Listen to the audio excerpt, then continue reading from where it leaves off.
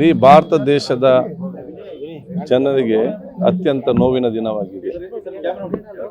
ಬಹುಶಃ ಕಾಶ್ಮೀರದ ಪಹಲ್ಗಾಮ್ನಲ್ಲಿ ನಡೆದಂಥ ಉಗ್ರಗಾಮಿಗಳ ಮತ್ತು ಭಯೋತ್ಪಾದಕರ ಆ ಒಂದು ಅಟ್ಟಹಾಸ ಮತ್ತು ದುಷ್ಕೃತ್ಯದಲ್ಲಿ ನಮ್ಮ ದೇಶದ ಹಲವಾರು ಜನರು ಇವತ್ತು ಹತ್ಯೆಗೆಟ್ಟು ನಮ್ಮನ್ನು ಹೊರಗೊಟ್ಟು ನಮ್ಮನ್ನು ಅಗಲಿದ್ದಾರೆ. ಅದರಲ್ಲಿ ಕೂಡ ನಮ್ಮ ಕರ್ನಾಟಕದವರು 3 ಜನ ಇದ್ದಾರೆ. ಇದರಲ್ಲಿ ನಮ್ಮ ಶಿವಮೊಗ್ಗ ಜಿಲ್ಲೆಯ ಮಂಜುನಾಥ್ ಅವರ ಕುಟುಂಬಸ್ಥರು ಬಹುಶಃ ಆ ಒಂದು ಪ್ರವಾಸ ಹೋದ ಸಂದರ್ಭದಲ್ಲಿ ಮಂಜುನಾಥನು ಕೂಡ ಗುಂಡಿಕ್ಕಿ ಕೊಲ್ಲಲ್ಪಟ್ಟಿದ್ದು. ಬಹುಶಃ ಇದು ಎಲ್ಲ ಮಂಜುನಾಥ್ ಅವರ ಹತ್ಯೆ ಇರಲಿ ಮತ್ತು ಆ ದೇಶದ ಘಟನೆಯನ್ನು ನಾವೆಲ್ಲಕ್ಕೂ ತೀವ್ರವಾಗಿ ನಾವು ಖಂಡಿಸ್ತೇವೆ. ಇವತ್ತು ಈ ಒಂದು ಕುಟುಂಬಕ್ಕೆ ಬಹುಶಃ ನಾನು ನಿನ್ನೆ ಬರಬೇಕಂತ ನನಗೆ ಇತ್ತು. ನಮ್ಮ ಉಲ್ಲಾದ ಉರುಸ್ ಕಾರ್ಯಕ್ರಮಕ್ಕೆ ಇವತ್ತು ಬರಬೇಕಂತ ತೀರ್ಮಾನ ಮಾಡಿದ್ದೆ. ಅದ್ರ ಜೊತೆಯಲ್ಲಿ ಬಹುಶಃ ಬೇಗನ್ ರೈ ಮಾಜಿ ಸಚಿವ ಅಂತ ಅವರು ಕೂಡ ಬೆಂಗಳೂರಿನಲ್ಲಿ ಮತ್ತು ಸೇರಿದ್ರು ಕೂಡ ಎಲ್ಲಿಗೆ ಬರಬೇಕಂತೇಳಿ ಬಹುಶಃ ಇಲ್ಲಿಗೆ ಮತ್ತು ಅಲ್ಲಿಗೆ ಹೊತ್ತು ಭೇಟಿ ಕೊಟ್ಟ ಸಂದರ್ಭದಲ್ಲಿ ಬಂದು ಭೇಟಿ ಮಾಡಿ ಆ ಕುಟುಂಬಸ್ಥರ ಜೊತೆ ಅವರ ಮಂಜುನಾಥ್ ಅವರ ಮಡದಿ ಮತ್ತು ಅವರ ಮಗು ಅವರ ಆ ಒಂದು ತಾಯಂದಿರ ಜೊತೆ ಮಾತಾಡ್ತಾರೆ. ನಾವು ಇವತ್ತು ಈ ನೋವಿನಲ್ಲಿರುವಂಥ ಕುಟುಂಬಸ್ಥರಿಗೆ ನಾವು ಎಷ್ಟೇ ಸ್ವಂತಾನೆ ಹೇಳಿದರೂ ಕೂಡ ಅವರ ನೋವು ನಮ್ಮ ಶಮನಗೊಳಿಸಲಿಕ್ಕೆ ಸಾಧ್ಯವಿಲ್ಲ. ಯಾಕಂತೇಳಿ ಹೆತ್ತವರ ಮತ್ತು ಮನೆಯವರ ಮಕ್ಕಳ ಆ ನೋವು ಅವರಿಗೆ ಒಂದು ಅಗಲಿಕೆ ನೋವು ಅದು ಅವರಿಗಲ್ಲದೆ ಬೇರೆ ಯಾರಿಗೂ ಕೂಡ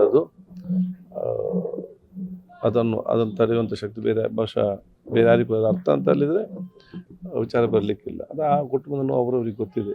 ಅದು ಕೂಡ ಈ ಕುಟುಂಬದ ಜೊತೆ ಇಡೀ ದೇಶದ ಜನರು, ನಮ್ಮ ರಾಜ್ಯ ಜನರು ನಾವೆಲ್ಲರೂ ಕೂಡ ಅವ್ರ ಜೊತೆ ಇವತ್ತು ಇದ್ದೇವೆ ಅಂತ ಹೇಳಿಕೊಂಡು ಅವರಿಗೆ ಬಹುಶಃ ನಾವು ಬಂದು ನಮ್ಮ ಸಂತಾಪ ನಾವು ವ್ಯಕ್ತಪಡಿಸಿದ್ದೇವೆ. ಅವ್ರ ಜೊತೆ ಮಾತಾಡಿದ್ದೇವೆ.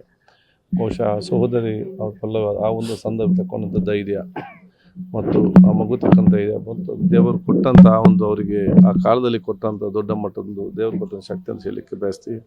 ಅವರ ತಾಯಿ ಕೂಡ ಆ ತಾಯಿ ಒಂದು ಮಾತನ್ನು ಹೇಳಿದರು, ನನಗೆ ಹಿಂದಿಂದಲೂ ಕೂಡ ನನ್ನನ್ನು ನಾನೇ ಒಳಗಡೆ ಇಟ್ಕೊಳ್ಳೋದಲ್ಲದೆ ನಮಗೆ ಬೇರೆಯವ್ರಿಗೆ ಹೇಳುವಂಥ ಒಂದು ಇಲ್ಲ. ಅದಕ್ಕಾಗಿ ನಿನ್ನೆ ಯಾರು ಬಂದರೂ ಕೂಡ ನಾನು ವ್ಯಕ್ತಪಡಿಸಿ ಅಂತ ಹೇಳಿದಾಗ ಆ ತಾಯಿಯ ಒಂದು ವಿಶೇಷವಾದ ವ್ಯಕ್ತಿತ್ವ ಮತ್ತು ಬಹುಶಃ ಅವರ ನೋವು ನಮ್ಗೆ ಅರ್ಥ ಆಗ್ತದೆ. ಪರಿಹಾರ ಕಡಿಮೆ ಆಯಿತು ಇದ್ರ ಬಗ್ಗೆ ನಾವು ಚರ್ಚೆ ಮಾಡ್ತೇವೆ. ಫಸ್ಟ್ ನಮಗೆ ಆ ಕುಟುಂಬಸ್ಥರಿಗೆ ಮಾನಸಿಕವಾಗಿ ಅವರು ಇವತ್ತು ಮತ್ತೆ ಆ ಒಂದು ಸುಂದರವಾಗಿ ಇರುವಂಥ ಒಂದು ವಾತಾವರಣ ನಾವೆಲ್ಲ ಇವತ್ತು ನಿರ್ಮಾಣ ಮಾಡಬೇಕು. ಅದಕ್ಕೆ ಇಡೀ ನಾವೆಲ್ಲ ಕುಟುಂಬ ಜೊತೆ ಇದ್ದೇವೆ. ಈ ಸಂಬಂಧಪಟ್ಟಾಗ ನಾವು ಖಂಡಿತವಾಗಿಯೂ ನಮ್ಮ ಅಲ್ಲಿ ಶಾಸಕ ಮಿತ್ರರು, ವಿಧಾನ ಪರಿಷತ್ ಸದಸ್ಯರು, ಮಾಜಿ ಸದಸ್ಯರು, ಹಿರಿಯರು, ಕಾರ್ಪೊರೇಟರ್ ನಮಗೆ ವಿಚಾರ ನಾವು ಚರ್ಚೆ ಮಾಡಿದ್ದೇವೆ. ಮನೆಯವರು ಅದನ್ನು ಏನು ಕೂಡ ಹೇಳಿಲ್ಲ.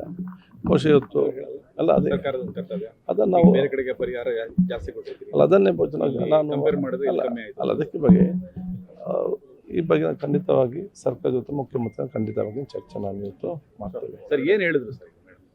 ಇಲ್ಲ ಅದೇ ಅಲ್ಲಿಗೆ ನಡೆದಂಥ ಘಟನೆ ಬಗ್ಗೆ ಒಂದು ಮತ್ತು ಅವರ ತಾಯಿ ಕೂಡ ಇಲ್ಲಂಥ ವಿಚಾರ ಕೂಡ ಮತ್ತು ಆ ಒಂದು ಸಂದರ್ಭದ ವಿಚಾರ ಅವ್ರು ಹೇಳಿದ್ದಾರೆ.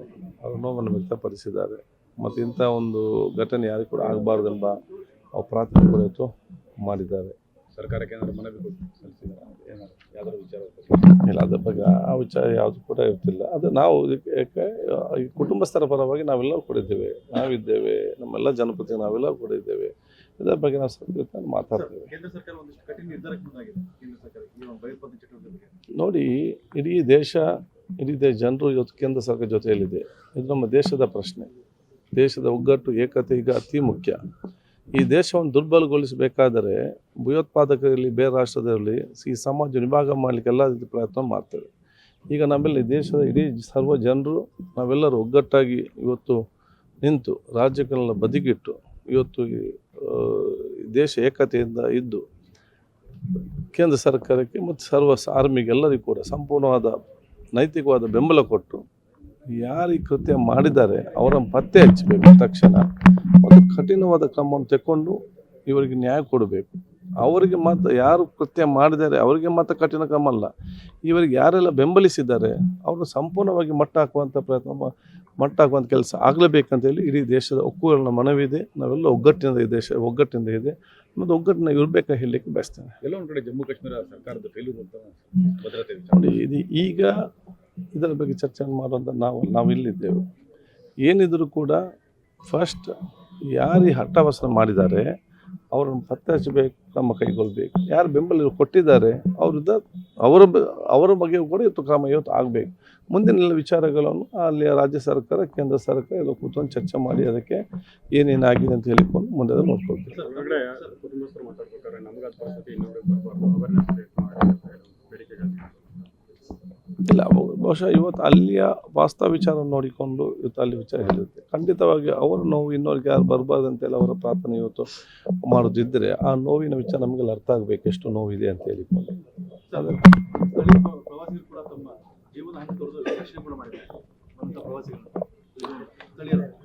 ನೋಡಿ, ಸ್ಥಳೀಯ ಮಟ್ಟದ ಜನರಿಗೆ ಇವತ್ತು ಎಲ್ಲ ಪ್ರವಾಸಿಗರಿಗೆ ಎಲ್ಲ ರೀತಿಯ ಒಂದು ಸಹಾಯ ಮಾಡಿ ಆ ಒಂದು ಕಷ್ಟ ಕಾಲದಲ್ಲಿ ಸಹಕಾರ ನಿಂತಿದ್ದಾರೆ. ಅದು ಮಾನವೀಯತೆ ಮತ್ತು ಮನುಷ್ಯ ಧರ್ಮ ಇದರಲ್ಲಿ ಅದನ್ನು ಇವತ್ತು ತೋರ್ಪಡಿಸುವಂಥ ಕೆಲಸ ಇವತ್ತು ಮಾಡಿದ್ದಾರೆ. ಅದು ಭಾರತ ದೇಶದ ಸಂಸ್ಕೃತಿ ಮತ್ತು ಅದು ಭಾರತ ದೇಶದ ಪರಂಪರೆ. ಭಾರತ ದೇಶದ ಸಂಸ್ಕೃತಿ ಪರಂಪರೆಯನ್ನು ಕಾಶ್ಮೀರಿಗಳಲ್ಲಿ ಬಿಂಬಿಸಿದ ಹೇಳಲಿಕ್ಕೆ ಬಯಸಿ ಬಹುಶಃ ಅವರೆಲ್ಲರಿಗೂ ಕೂಡ ಇವತ್ತು ಕೂಡ ಕುಟುಂಬ ಚಿರಋಣಿಯಾಗಿದ್ದಾರೆ. ಎಲ್ಲ ನಾಯಕರ ಬಗ್ಗೆ ಕೂಡ ಅವರು ಚಿರಋಣಿಯಾಗಿ ಇವತ್ತನ್ನು ಬಿಟ್ಟುಕೊಂಡಿದ್ದಾರೆ.